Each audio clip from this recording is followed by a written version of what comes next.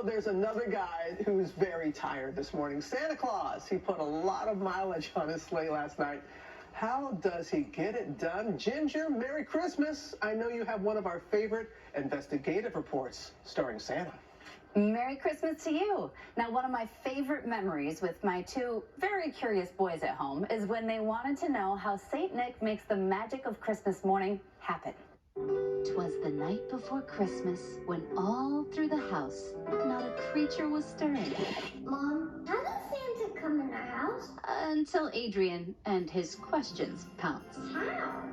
I think like Tim Allen.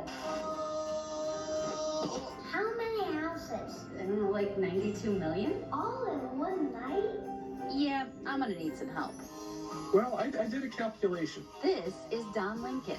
He's a scientist and an expert in how Santa delivers the goods all in one night. He says there are 2 billion kids on the planet, but lucky for Santa, they don't all celebrate Christmas. Only about 15% of them do.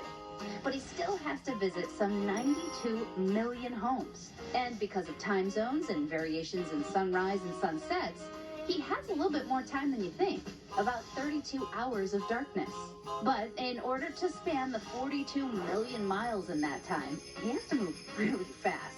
About 800 houses every single second. Which is fast enough to go from New York City to Los Angeles in 6 seconds. To travel that fast, he needs some special fuel.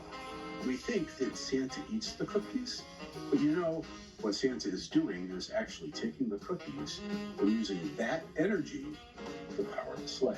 That makes a lot more sense because we use corn and soybeans and pretty much everything at this point. And the reindeer? Well, we think they might get some of their energy from reindeer toothpaste, which turns out is pretty easy to make.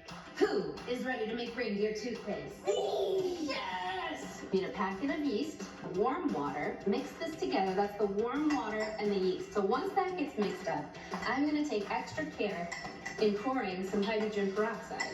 Parents, you should handle the hydrogen peroxide. A dash of dish soap. After adding some red and green food coloring, combine the mixtures. Here it comes! Whoa! Feel the bottle. Ooh, it feels warm because we're having an exothermic reaction. And you know that energy is going to power the reindeer. Well, wait a minute. What about the presents? Gifts for all those kids would weigh more than 300,000 tons. So instead, I think he just uses a 3D printer.